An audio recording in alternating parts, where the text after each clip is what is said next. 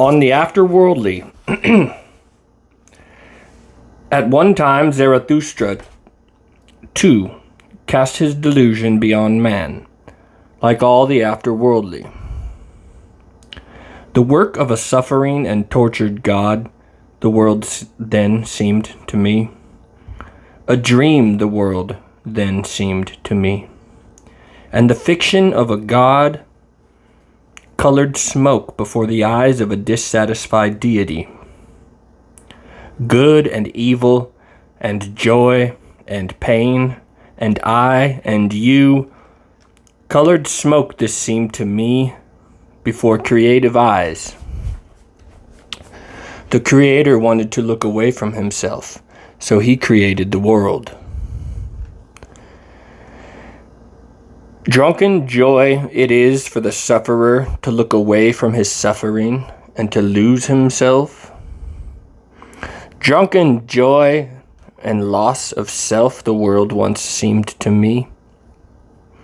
This world, eternally imperfect, the image of an eternal contradiction, an imperfect image. A drunken joy for its imperfect creator. Thus the world once appeared to me. Thus I too once cast my delusion beyond man, like all the afterworldly. Beyond man indeed? Alas, my brothers, this God whom I created was man-made and madness. Like all gods, man he was, and only a poor specimen of man and ego. Out of my own ashes and fire this ghost came to me, and, verily, it did not come to me from beyond. What happened, my brothers? I overcame myself, the sufferer. I carried my own ashes to the mountains. I invented a brighter flame for myself. And behold, then this ghost fled from me.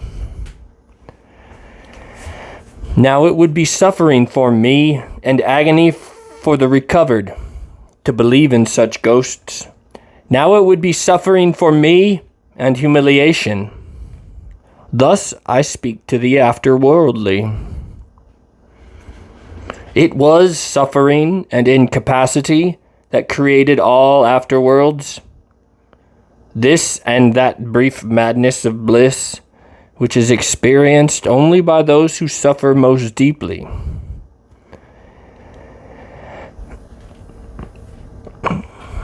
Weariness that wants to reach the ultimate with one leap, with one fatal leap, a poor, wretched, ignorant weariness that does not want to want anymore. This created all gods and afterworlds.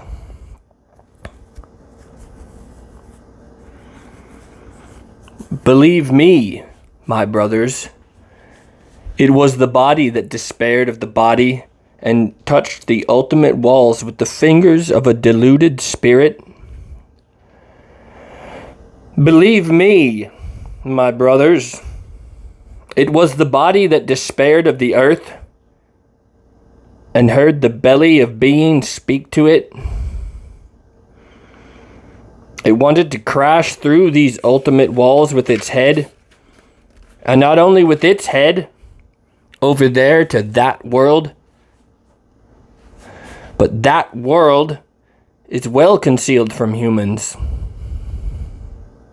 That dehumanized, inhuman world, which is a heavenly nothing, and the belly of being, does not speak to humans at all, except as a human. Verily, all being is hard to prove and hard to induce to speak. Tell me, my brothers, is not the strangest of all things proved most nearly? Indeed, this ego and the ego's contradiction and confusion still speak most honestly of its being.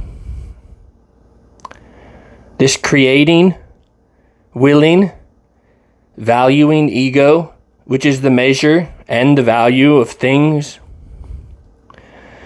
And this most honest being, the ego, speaks of the body and still wants the body, even when it poeticizes and raves and flutters with broken wings.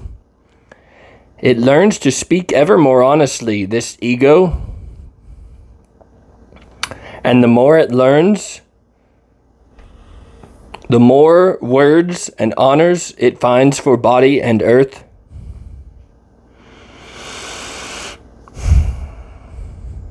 A new pride my ego taught me, and this I teach men.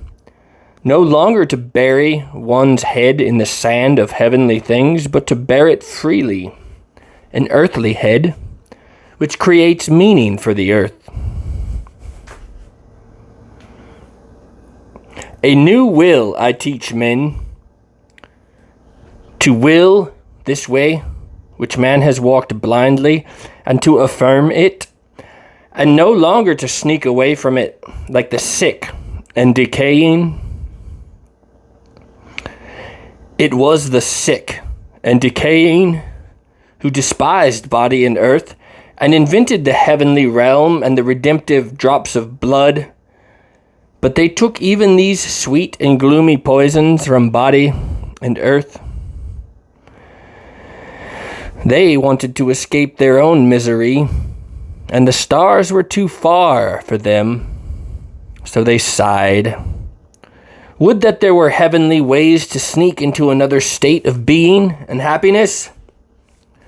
Thus they invented their sneaky ruses and bloody potions. Ungrateful. These people deemed themselves transported from their bodies and this earth. But to whom did they owe the convulsions and raptures of their transport? To their bodies and this earth.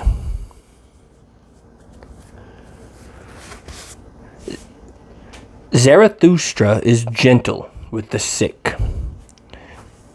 Verily, he is not angry with their kinds of comfort and ingratitude.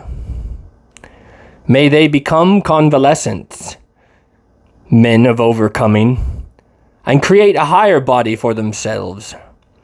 Nor is Zarathustra angry with the convalescent who eyes his delusion tenderly and, at midnight, sneaks around the grave of his God. But even so, his tears betray sickness and a sick body to me. Many sick people have always been among the poeticizers and God-cravers. Furiously, they hate the lover of knowledge, and that youngest among the virtues, which is called honesty. They always look backward toward dark ages. Then, indeed, delusion and faith were another matter.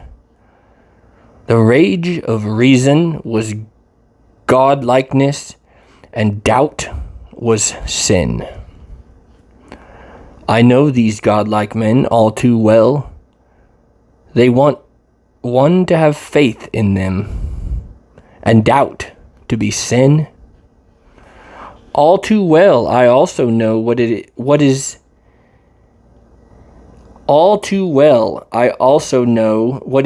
in which they have most faith.